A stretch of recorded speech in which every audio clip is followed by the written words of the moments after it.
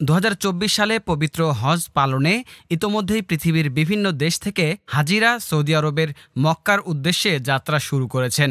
বাংলাদেশ থেকে গত 9 মে ভোর 4:20 হজের প্রথম ফ্লাইট জেদ্দার উদ্দেশ্যে ছেড়ে যায়, যেখানে ছিলেন 410 জন হজযাত্রী। বাংলাদেশ সহ বিশ্বের বিভিন্ন দেশের মতো ইন্দোনেশিয়া থেকেও শুরু হয়েছে হজযাত্রা। তবে 15 মে বুধবার ইন্দোনেশিয়ার একটি হজযাত্রীবাহী বিমানের ইঞ্জিনে আগুন ধরে মারাত্মক দুর্ঘটনা ঘটে।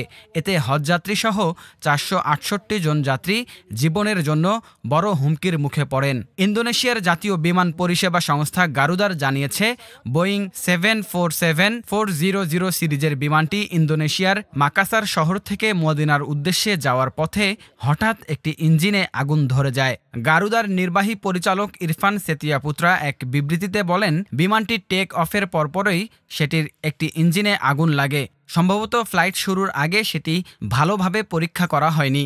আগুন দেখতে পাওয়া মাত্রই পাইলট তাৎক্ষণিকভাবে বিমান অবতরণের সিদ্ধান্ত নেন। বিমানটিতে 450 জন হজযাত্রী ছাড়াও 18 জন ক্রু ছিলেন, তবে তাদের কেউই এতে হতাহত হননি। ইরফান জানিয়েছেন, বিমানটি অবতরণের 2 ঘন্টার মধ্যে যাত্রীদের জন্য নতুন আরেকটি বিমানের বন্দোবস্ত করেছে গারুদা।